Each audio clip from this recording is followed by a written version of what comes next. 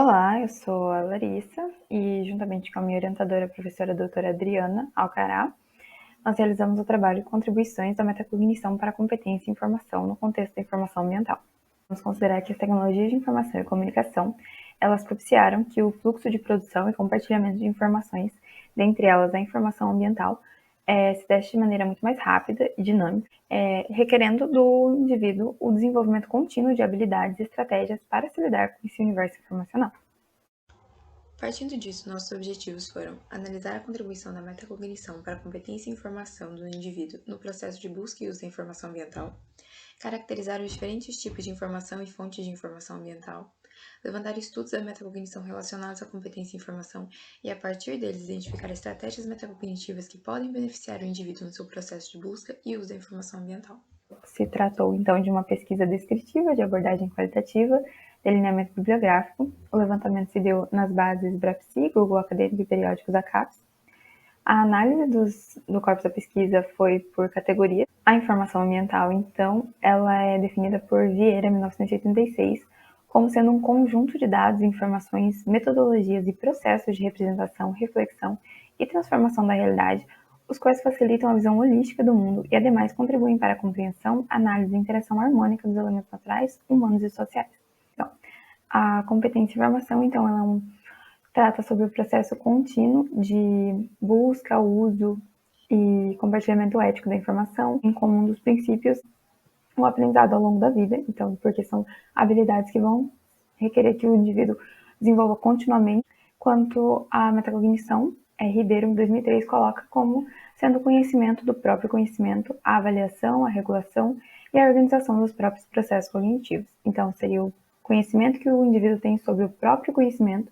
Eles vão atender, então, cada um dos nossos objetivos específicos, este sendo quanto aos tipos e as fontes de informação ambiental.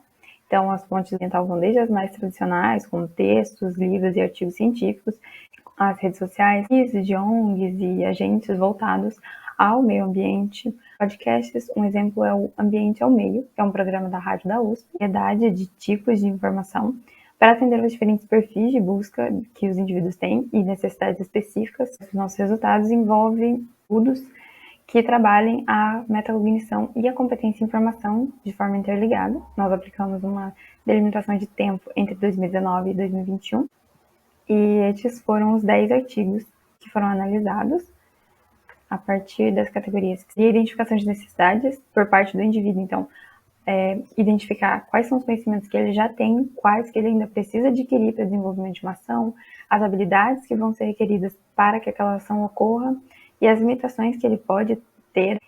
Com base nessa identificação, ele vai estabelecer o planejamento, ele pode definir o que ele vai precisar ainda desenvolver para que aquela ação ocorra, quais são as habilidades que ele vai precisar, os conhecimentos, os fatores e variáveis que são importantes também para o planejamento, então, que diz respeito ao contexto e as condições que cercam o indivíduo, então, os obstáculos e oportunidades que ele pode ter ao longo do desenvolvimento dessa ação. As parcerias e colaborações, que são tanto parcerias para que uma ação ocorra, quanto também no sentido de alguém que já desenvolveu aquela ação e tem uma experiência no desenvolvimento dessa ação, dessa atividade, e aí isso é considerar essa pessoa como uma fonte, então essa colaboração de considerar as experiências que outras pessoas já tiveram. E a autorregulação, que é uma estratégia que vai perpassar todo esse processo. Então, ao se deparar com um obstáculo, ele volta ao planejamento e ele refaz o planejamento para que atinja o objetivo que foi determinado no início. Como conclusões, podemos notar a dinamização das fontes de informação ambiental, que são muito necessárias de modo a atender às necessidades específicas e os diferentes perfis de busca que os indivíduos têm.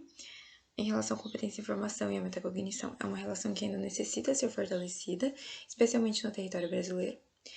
E em relação às habilidades e estratégias de seu desenvolvimento, eles são benéficos para os indivíduos em seus diversos contextos, porém, estes sendo desenvolvidos sozinhos não anulam as barreiras que os diferentes contextos impõem aos sujeitos.